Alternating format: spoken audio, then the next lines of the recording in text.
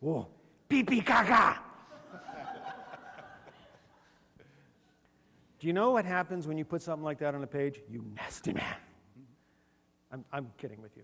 But this is something else I've written about.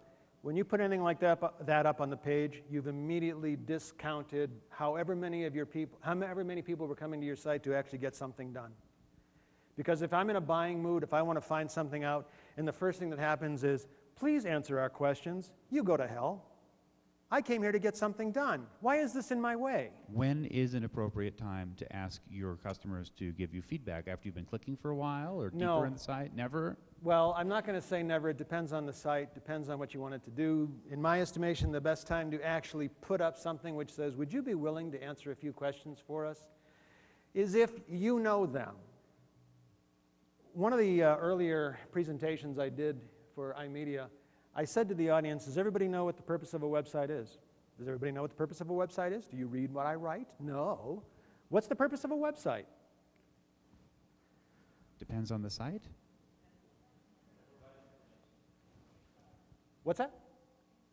Info? Anybody else want to try? All? What's that? Create relationships. If your website doesn't create a relationship between the person who came to your website and that website, we are social creatures. We have no choice but to be social creatures. We were designed to be social creatures. If anything gets between me and my having a social experience, my creating a relationship. I just want you to skip back because Ed said, Ed wants this information from his users, and you said once you have a relationship with them, there's this register now, log in thing. I don't know how likely it is that anyone's going to log in, but if someone were to, then is that the moment where you can do it? And provide value to them for it. Part of what we're trying to do is we're trying to determine the lift of the site on purchase intention, and so that's why we're actually asking it before they even enter the site to see if it does increase their purchase intent. And it doesn't happen to everybody. It's a very random survey, so it doesn't, most people do not get that survey request. But it sounds to me like what Joseph is saying is that by asking that question, you're deflating purchase intent. Is that what you're saying? Paid political announcement. NextStage has a report which actually determines if people are coming to your site, what their intention on being on your site is. Okay, end of announcement. I have never seen a homepage, essentially, that starts out with a, let me ask you a question, which has really benefited the site as much as everyone would hope it has. However, that said, if someone does log in, if someone does register, if someone does do something which obviously demonstrates they have a higher level of interest, but not a purchasing level of interest, by all means ask them a question. However, do it non-intrusively. If you put this little thing up in front of what I'm doing, you've told me, the heck with what I want to do. This is most important. No, I wanted to do that. Let's get away from the survey because that's not happening to everybody. Now, I'm looking at this and I'm thinking every time this happens, I think, ouch. Right? Why? I'm just giving you my response, which is not the target audience because I don't garden. So tell me how this is doing. Who is this targeting? Not you, Ed. Who is the target audience for this? Who is this attracting? Oh, you go ahead and tell me, Ed, and I'll tell you if you're right. Well, just kidding. Just kidding. That's no fun. Because we have images of children, you're automatically telling me that this is for people who are starting out in life. I don't believe this site is going to be doing an awful lot for someone who's interested in taking care of a golf course. However, I just got my starter home, my first home. I just realized what a mortgage payment really is.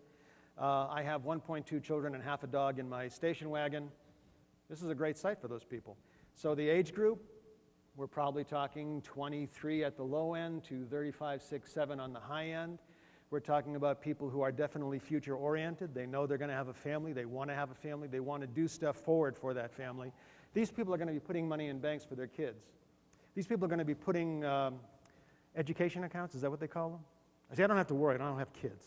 My dog doesn't care if he gets an education. But other things that this site is doing tremendously well. Again, Joseph will talk about his iMedia writing. That is excellent, okay? And especially the sequence that you have them in is an excellent. Grow, learn, solve, connect. Beautifully done. Truly beautifully done. Meaning, These are the central things that demographic, I'm assuming my suggestion is the correct demographic, that's who they're going for. Grow. Well, you're showing me babies. What do babies do? They grow. Let's hold on. Let's find out. Is that age? That seems a little young skewing to what I know about your product. It is a little bit young, and what we find is we have certain core groups, certainly the DIY audience in general, which does vary quite a bit. Heaviest core users are actually middle-aged to, say, 64, 65, and they tend to be more affluent. Definitely leans more towards male, but depending on which brand we're talking about as well, Miracle-Gro, if they land on that page, it's much more female-focused, so it does vary quite a bit. One thing I did want to point out, as you go over each of those buttons, information comes up. We are actually going through a redesign of the site, and our biggest problem is when we do the 4C surveys and after the experience as well, is they find the navigation very confusing with the way we've laid it out. So we're purposely targeting that aspect of it. And again, I'm glad to hear that you understand the flow and how it works, but just trying to see what we could do better. You said you're changing the image with each button. Correct. That's confusing. Yeah. Well, actually, go back for a second, and I'll show you here real quick. Okay, and is this actually what happens? Not typically, no. But you have these little things that, you know... They pop up and have information as to what's in each section. So each of those is kind of a landing page where you can go into to find more information about various pieces. Okay. And people are saying this is confusing. Navigation in general is confusing. Again, this is a case where I'd be very curious to look at the data, and I'd want to know if a psycholinguistic analysis was done, because this thing is popping up over the event. Okay, and you're having the same type of thing as before, where you're having a disconnect between what's causing me to take action with the action you want me to take.